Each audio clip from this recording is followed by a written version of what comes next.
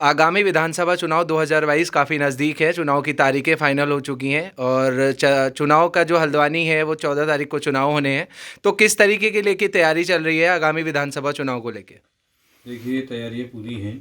हमारी 5 साल की सरकार ने, भारतीय जनता पार्टी की सरकार ने बहुत सारी योजनाएं लागू इस प्रदेश के अंदर की हैं और बहुत सारी घोषणाएं माननीय मुख्यमंत्री जी ने की हैं। हमने युवा सोच, युवा संकल्प के साथ और संकल्प से सिद्धि के साथ जो हमने नारा दिया था उसको हमने पूरा किया है। और भारतीय जनता पार्टी की इस वर्तमान सरकार में देश के प्रधानमंत्री का उत्तराखंड की बात 2 बार आना, केंद्रीय नेतृत्व का लगातार यहाँ आना विशेष लगाव दर्शाता है और निश्चित तौर पर भारतीय जनता पार्टी की दोबारा सरकार उत्तराखंड के अंदर बनेगी।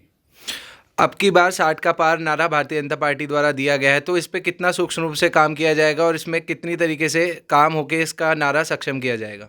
देखिए, काम तो सब हो चुका है। 60 पार का जो नारा भारतीय जनता पार्टी के केंद्रीय नेतृत्व और युवा नेतृत्व ने उत्तराखंड ने दिया, उसको हम पूरा करेंगे और वो दिख रहा है। जन जन तक ये माहौल है, प्रत्येक बच्चे से लेकर के बुजुर्ग तक, महिलाएं और युवा और हमारे समाज के अंतिम छोर के हर व्यक्ति की जुबान पर भारतीय जनता पार्टी की यशस्वी सरकार का यशस्वी नारा है। और इस प्रदेश को एक ऐसा मुख्यमंत्री जो कि बहुत सहज और बहुत सरल और बहुत जिसके अंदर जिसको हम कह सकते हैं बहुत मिलनसार एक व्यक्तित्व माननीय पुष्कर सिंह धामी जी के नाम से दिया है। और उनके नेतृत्व में भारतीय जनता पार्टी ने बहुत सारे काम किए हैं और मैं समझता हूँ कि उत्तराखंड को एक जिसको हम कह सकते हैं जो मिथक हम तोड़ेंगे कि हर 5 साल बाद जो एक चेंजिंग होता था, ऐसा चेंजिंग नहीं होगा। दोबारा भारतीय जनता पार्टी की ही सरकार बनेगी। अभी उत्तराखंड को कुछ समय पहले, कुछ महीने पहले युवा मुख्यमंत्री के रूप में चेहरा पुष्कर सिंह धामी जी का मिला है, तो इसमें युवाओं को कितना प्रतिनिधित्व मिलेगा? देखिए, मुझे लगता है देश के प्रधानमंत्री युवा हैं और प्रदेश के मुख्यमंत्री युवा हैं, जोशीले हैं, काम करने वाले हैं, दिन रात लगातार पब्लिक के बीच में रहते हैं। कोई दिन ऐसा नहीं छूटता जिसमें वो नहीं रुकते हैं। और युवा देश की रीढ़ होता है, युवा नेतृत्व करता है तो देश आगे जाता है।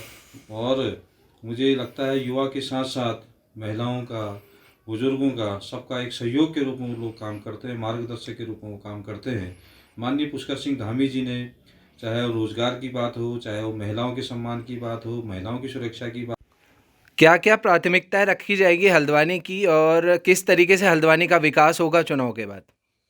देखिए, हमारी प्राथमिकताएं सबसे ज़्यादा ज़रूरी है यहाँ पार्किंग की व्यवस्था होना। भूमिगत पार्किंग की मेरी अपनी एक प्लानिंग रहेगी। उसके अलावा जो ट्रैफिक की बहुत ज़्यादा दिक्कतें होती हैं, क्योंकि हमको पूरा हल्द्वानी एक बहुत बड़ा शहर है, हल्द्वानी की कनेक्टिविटी बहुत ज़्यादा है।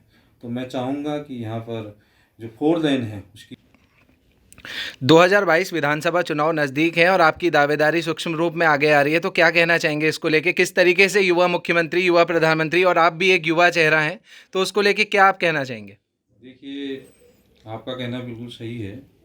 युवा होने के नाते, हमारे युवा मुख्यमंत्री होने के नाते, युवा प्रधानमंत्री के नाते, युवा देश होने के नाते स्वामी विवेकानंद जी युवा थे।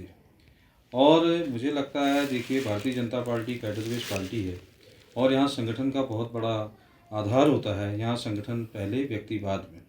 और वार्ड अध्यक्ष से लेकर के राष्ट्रीय स्तर तक के हल्द्वानी को 2000 करोड़ रुपए की सौगात दी है, तो इस सौगात को जो हल्द्वानी मिली है, किस तरीके से हल्द्वानी का विकास होगा? देखिए, हल्द्वानी का चहुमुखी विकास होगा, पार्किंग की अच्छी व्यवस्थाएं होंगी, सड़कें बहुत अच्छी बनी हैं और अच्छी बनेंगी। एक सुनियोजित विकास हल्द्वानी का होगा। हल्द्वानी के साथ जो उसको जोड़ता है, जो क्योंकि हल्द्वानी जो है कुमाऊं का प्रवेश द्वार है और कुमाऊं का प्रवेश द्वार होने के साथ साथ हल्द्वानी का अपने आप में एक औद्योगिक इतिहास है। तो मुझे लगता है कि जो हमारी अन्य योजनाएं हैं, 2000 करोड़ की योजनाएं हल्द्वानी से संबंधित, चाहे वो कनेक्टिविटी का मामला हो, चाहे वो रोजगार का मामला हो, चाहे अन्य यहाँ हल्द्वानी से संबंधित जितनी भी हमारी जो जोड़ती हैं, पूरे प्रदेश को जोड़ती हैं, उससे संबंधित जितनी भी योजनाएं रहेंगी उसका लाभ निश्चित तौर पर हल्द्वानी माननीय पुष्कर सिंह धामी जी ने, चाहे वो रोजगार की बात हो, चाहे वो महिलाओं के सम्मान की बात हो, महिलाओं की सुरक्षा की बात हो, अपराध में गिरावट की बात हो, चाहे विकास की विभिन्न योजनाएं हों। और माननीय प्रधानमंत्री का हल्द्वानी के अंदर आना अपने आप में एक इतिहास दोबारा कहलाता है। वैसे तो माननीय प्रधानमंत्री जी का उत्तराखंड से शुरू से ही लगाव रहा है, वो संगठन मंत्री रहे हैं माननीय नरेंद्र मोदी जी, लेकिन उनका उत्तराखंड के अंदर, हल्द्वानी के अंदर आना और उसके बावजूद 2000 करोड़ के सौगात देना अपने आप में माननीय मुख्यमंत्री जी की प्रतिभा को दर्शाता है।